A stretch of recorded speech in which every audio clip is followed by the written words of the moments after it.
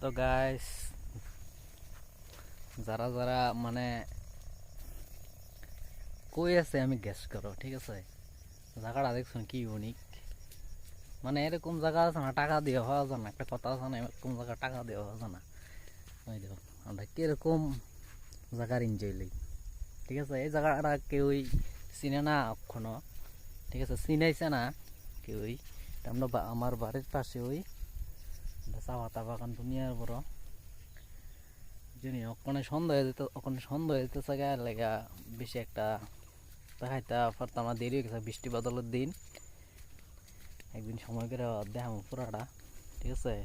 ওই দেখো বৃষ্টি আইলে এটার মধ্যে আয়া আমরা ইয়া করি, পুরাটা চা পাতা বাগান, ঠিক আছে?